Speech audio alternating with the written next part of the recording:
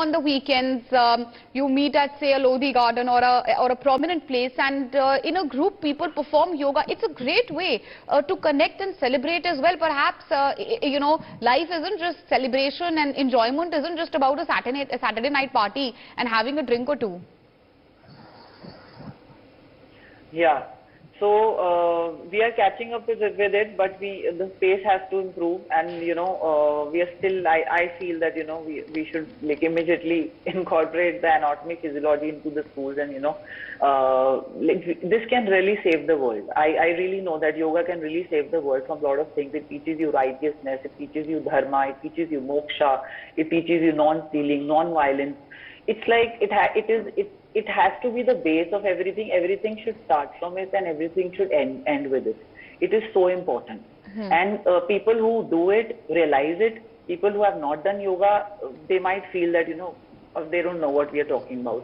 So it's very, very important that you experience it, and you gain maximum out of it. Whether you are sick or whether you're fit, whether you're old, whether you're young, whatever it is, and everyone should experience it and take benefit from it. And just to take this thought forward, we talk about everyone taking benefits from yoga. The Western world certainly has caught up to it. Surveys show bring everyone together on a common platform, and everyone talking about yoga and knowing it. It definitely makes everyone aware and mindful. And I believe that after every International Yoga Day or World Yoga Day, after a bigger population, a part of the population will start yoga tomorrow. Well, that is certainly going to happen, and I'm very, very sure that many of my friends, mind, body, soul, but the benefits it has for the world, the benefit which it has, of course, for India, for our cultural diplomacy, for our soft power as well. What do you think? How do you see yoga spreading across the world, especially with the help of events like this, Neha? Yes, sorry.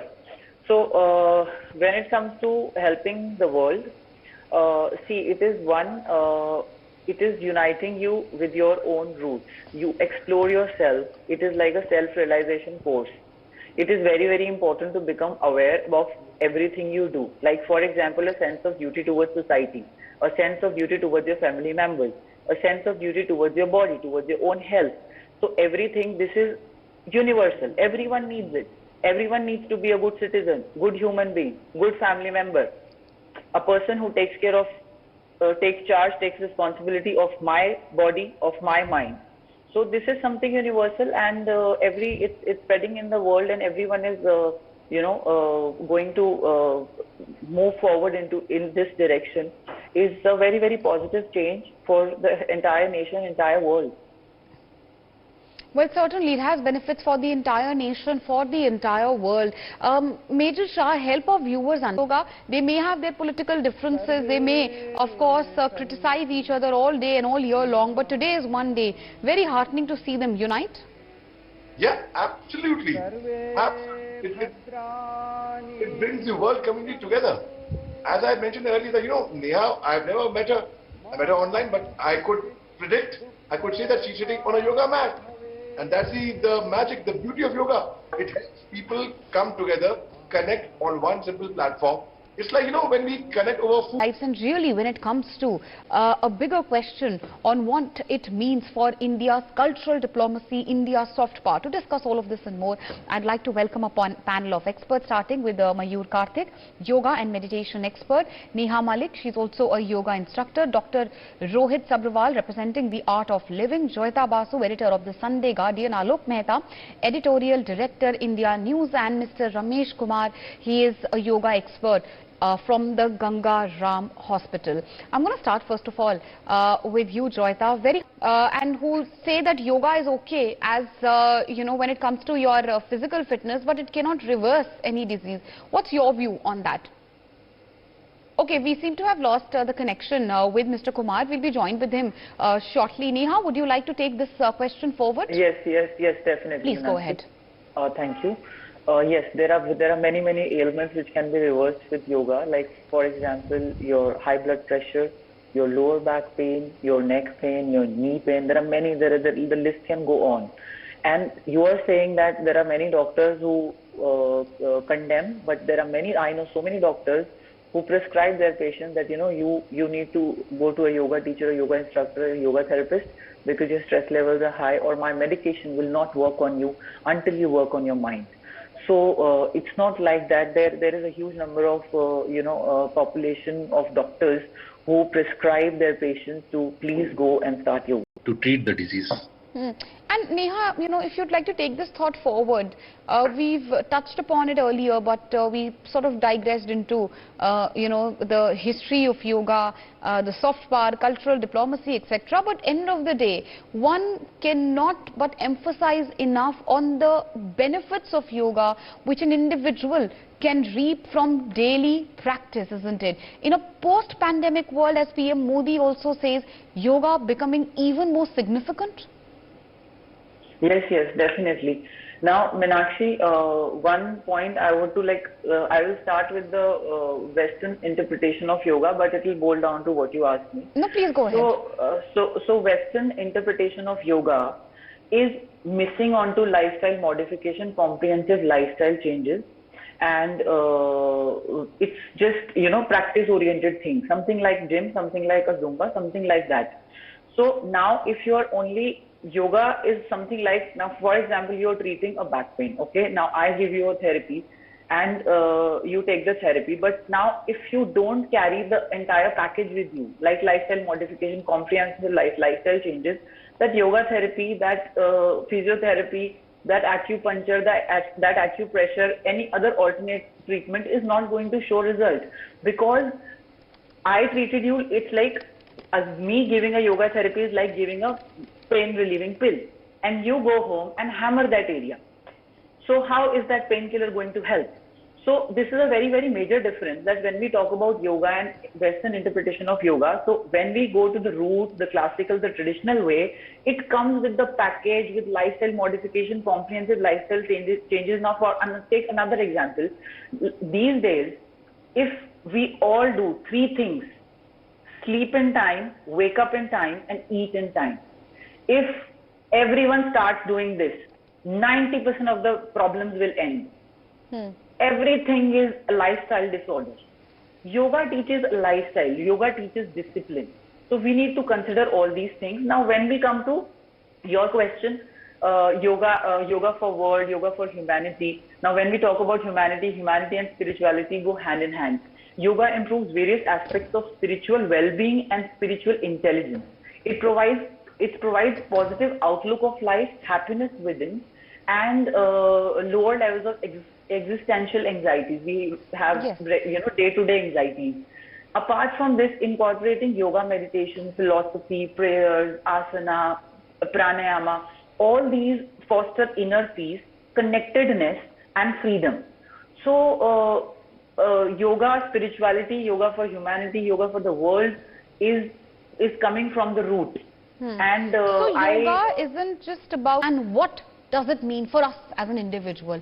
How does yoga help us when it comes to altering, perhaps in some cases, even managing and reversing lifestyle diseases? All of this and more we will discuss in the next hour or so. Our rolling coverage of the International Yoga Days continue.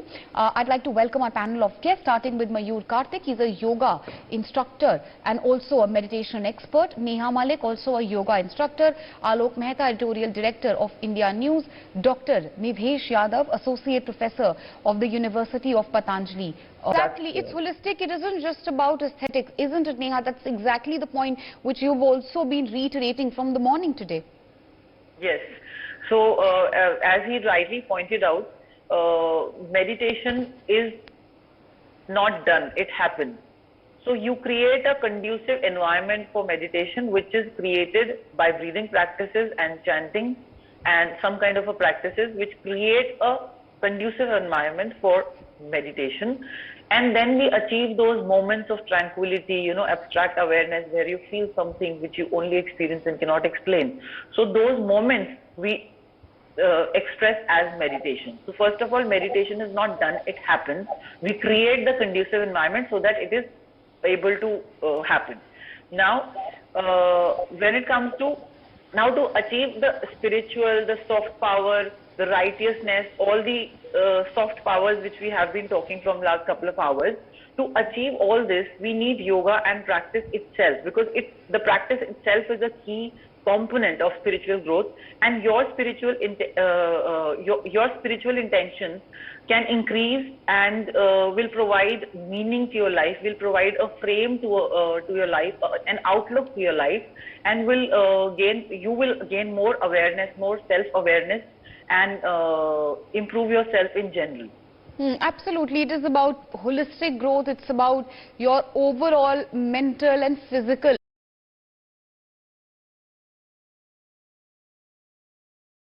One who's middle-aged or the elderly. Today, in fact, even celebs are breaking these myths. Yoga is not just lifestyle. Yoga is actually a way of life, isn't it? Meenakshi, and I, being practicing yoga myself, my sixth sense, that Neha right now is sitting on a yoga mat. Tell me if I'm wrong. Yes. there you are. See, Neha. See, Meenakshi, this is what connected. And students who are... A style statement, perhaps. Absolutely, That itself will help youngsters pick it. Why not? What do you say on this, Neha? Yes, definitely. Why not? Western countries are following us, and we are leaving our culture and moving towards all this modern stuff. So definitely, this is our root, this is our reality, this is our existence, this is our foundation. Like, it's bang on for everyone.